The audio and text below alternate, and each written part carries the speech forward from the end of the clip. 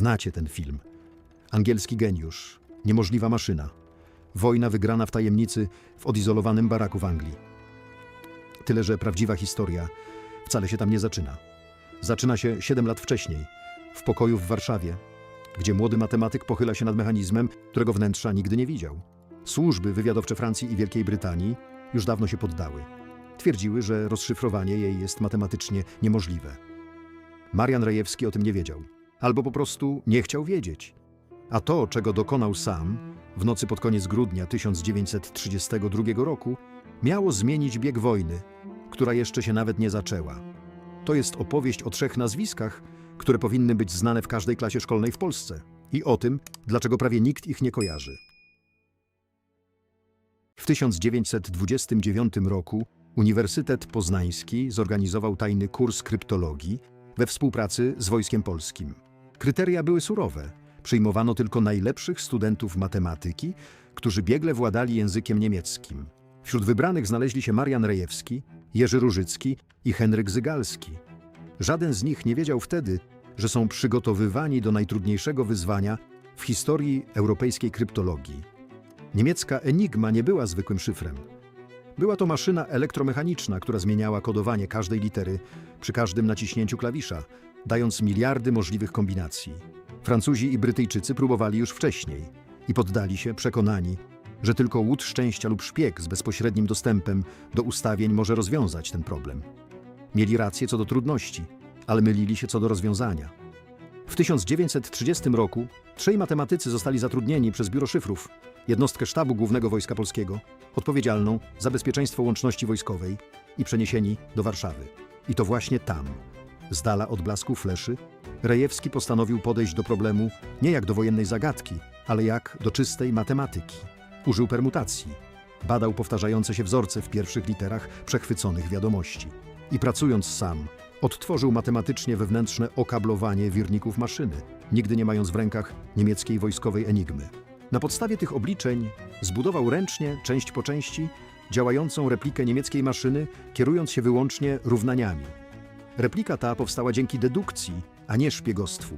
Pamiętajcie, działo się to w czasach bez komputerów, bez elektronicznych kalkulatorów, tylko z kartką papieru, piórem i teorią grup, którą większość ówczesnych matematyków uważała za zbyt abstrakcyjną, by miała jakiekolwiek praktyczne zastosowanie. 31 grudnia 1932 roku Rejewski odczytał pierwszą niemiecką wiadomość rozszyfrowaną z Enigmy. Niemcy nigdy się o tym nie dowiedzieli. Świat też jeszcze nie wiedział, ale najcichszy wyścig w historii Europy właśnie się rozpoczął. Odkrycie okablowania wirników było dopiero pierwszym krokiem. Niemcy nie stali w miejscu. W kolejnych latach Niemcy stale komplikowali Enigmę, wprowadzali więcej kombinacji wirników, codzienne zmiany ustawień, a w 1938 roku dodali Steckerbrett, co zwiększyło liczbę możliwości do niemal niewyobrażalnej liczby. Wyobraźcie sobie ten ciężar. Każdy postęp techniczny Niemiec oznaczał konieczność rozpoczynania dużej części pracy od nowa. A 3 matematycy z Poznania wciąż byli w tym wyścigu sami. To właśnie w tym okresie Rejewski, Różycki i Zygalski przestali być tylko genialnymi teoretykami, a stali się inżynierami z konieczności. Rejewski zaprojektował bombę kryptologiczną, urządzenie elektromechaniczne zdolne do automatycznego testowania tysięcy możliwych ustawień, bezpośredniego przodka maszyn, które lata później miały być używane w brytyjskim ośrodku kryptologicznym w Bletchley Park. Zygalski opracował system płacht Zygalskiego, który pozwalał na ręczne krzyżowanie wzorców, gdy bomba nie wystarczała. Tymczasem Paryż i Londyn nawet nie wiedziały, że problem został rozwiązany. Muszę przyznać, trudno znaleźć w historii II wojny światowej wyraźniejszy przykład cichej, wyższej technologii.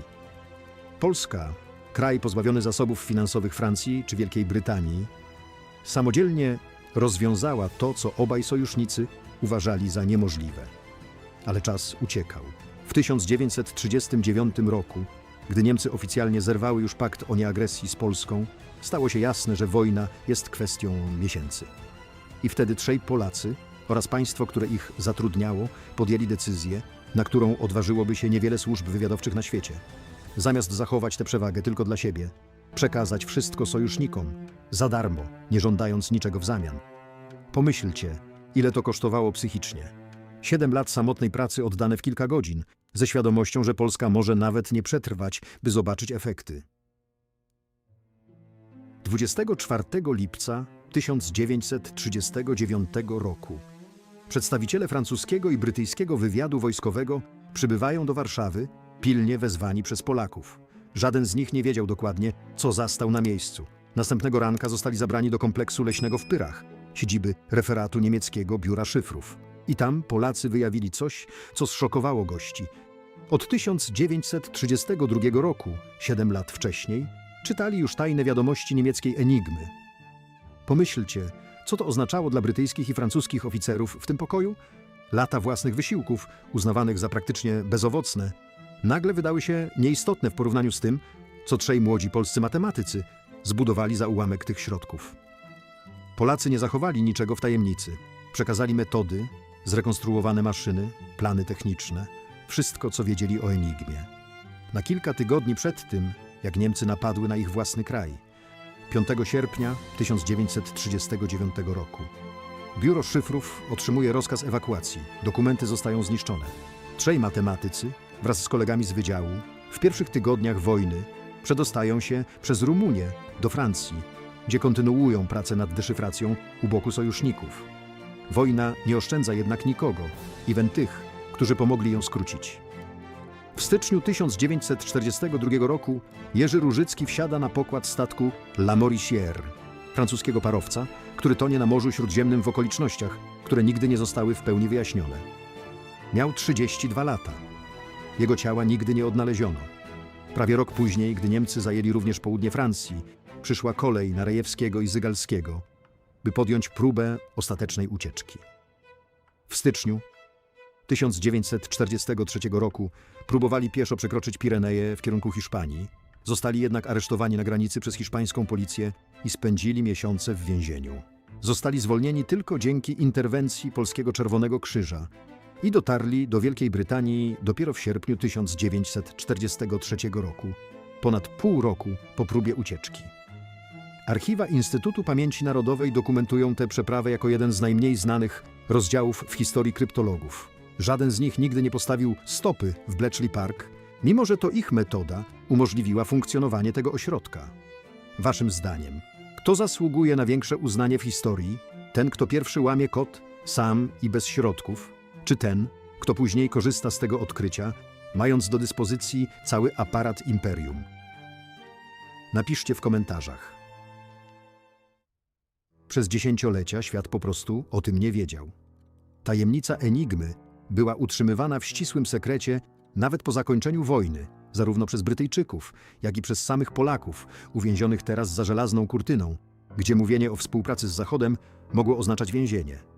Dopiero w 1973 roku francuski generał Gustave Bertrand, były szef polskich kryptologów we Francji, opublikował książkę, w której po raz pierwszy ujawnił istnienie prac nad deszyfracją.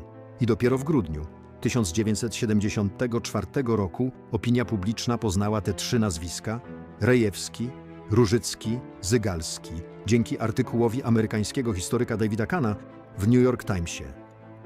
Pomyślcie o tym.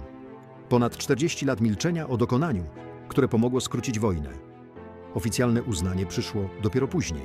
W 2000 roku prezydent Aleksander Kwaśniewski odznaczył pośmiertnie trzech matematyków Krzyżem Wielkim Orderu Odrodzenia Polski, najwyższym odznaczeniem państwowym.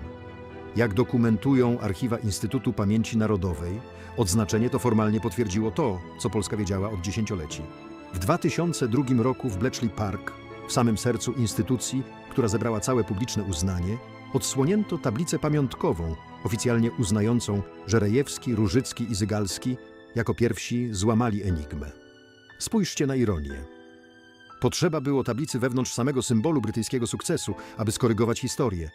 I to był właśnie problem, który pozostał. Kiedy po latach Hollywood postanowiło opowiedzieć tę historię szerokiej publiczności, zdecydowało się zacząć od Bletchley Park, z jednym geniuszem w centrum ekranu. Polski wątek został sprowadzony do szybkiej sceny na początku filmu, mapy rozłożonej na stole, nazwiska wspomnianego mimochodem, do którego potem już nigdy się nie wraca. Replika, którą Rejewski zbudował ręcznie, kierując się wyłącznie równaniami, nigdy nie widząc prawdziwej wojskowej enigmy, jest dziś wystawiona w Centrum Szyfrów Enigma w Poznaniu. W tym samym miejscu, w którym zaczęła się ta historia. To nie jest muzeum w tradycyjnym sensie, to raczej fizyczne przypomnienie, że maszyna, którą rozszyfrowali Anglicy, została po raz pierwszy rozpracowana przez 3 dwudziestokilkuletnich Polaków. Historia Enigmy nie była kwestią szczęścia, ani przypadkiem wojennym. To schemat, który powtarza się wielokrotnie w polskiej historii XX wieku. Kraj, który stworzył rozwiązanie, rzadko był tym, który zebrał za nie laury. Wiemy na podstawie oficjalnych dokumentów i relacji, że dokładnie to spotkało kryptologów z Warszawy. I jak wielu z Was już wie, powtórzyło się to kilka lat później z człowiekiem, który na ochotnika dał się zamknąć w Auschwitz, napisał pierwszy szczegółowy raport o zagładzie i którego historia również potrzebowała dziesięcioleci, by zostać opowiedzianą w całości. Ten mechanizm, ta powtarzalność, to kolejna historia, którą opowiemy na tym kanale. Jeśli ten kanał istnieje, to po to, by historie takie jak ta Rejewskiego, Różyckiego i Zygalskiego nie ograniczały się do skromnej tablicy w brytyjskim muzeum. Subskrybujcie, nie po to, by zrobić przysługę temu kanałowi, ale jako prosty sposób na upewnienie się, że pamięć o tych 3 nazwiskach będzie pielęgnowana z należytą rzetelnością. W przyszłym tygodniu opowiemy historię człowieka, który zgłosił się na ochotnika do piekła, Witolda Pileckiego. Do zobaczenia w kolejnym filmie.